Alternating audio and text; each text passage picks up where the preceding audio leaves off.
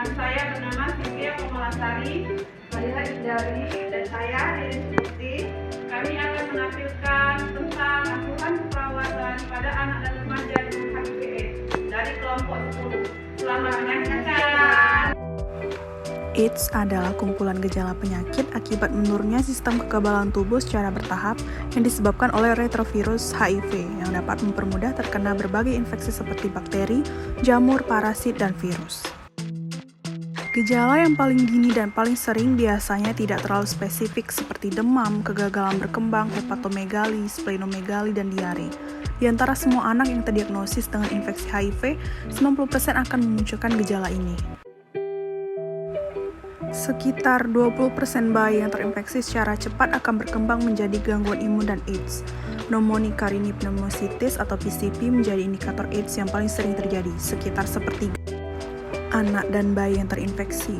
Infeksi PCP biasanya merupakan infeksi primer pada anak yang terinfeksi HIV, bergejala subkutan atau mendadak dengan demam, batuk, takipnu, dan rongki.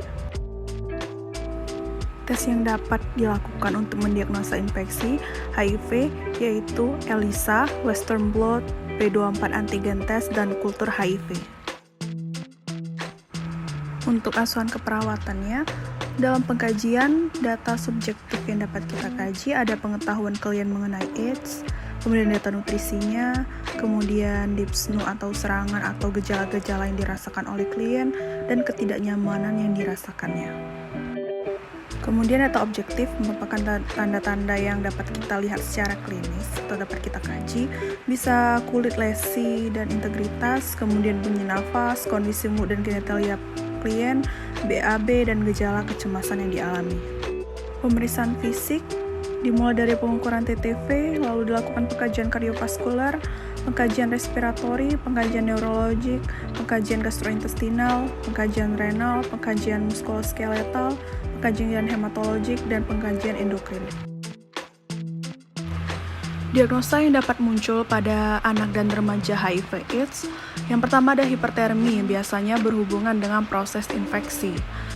Untuk intervensinya bisa dilakukan manajemen hipertermia, identifikasi penyebab hipertermi, monitor suhu tubuh, monitor kadar elektrolit, monitor haluan urin, monitor komplikasi akibat hipertermi.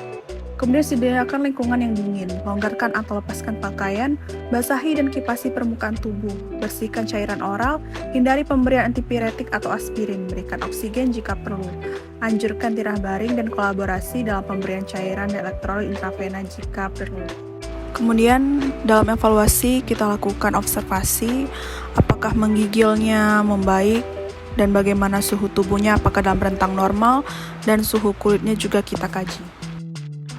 Diagnosa selanjutnya yang dapat muncul yaitu risiko infeksi. Intervensi yang dapat dilakukan yaitu pencegahan infeksi, monitor tanda dan gejala infeksi lokal maupun sistemik, kemudian batasi jumlah pengunjung, berikan perawatan kulit pada daerah edema, cuci tangan sebelum dan sesudah kontak dengan pasien dan lingkungan pasien, pertahankan teknik aseptik pada pasien berisiko tinggi.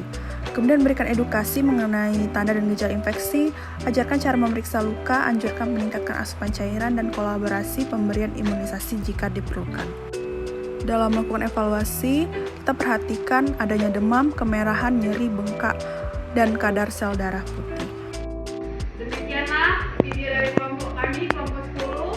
Semoga bermanfaat dan bisa berguna bagi semua orang. Wassalam.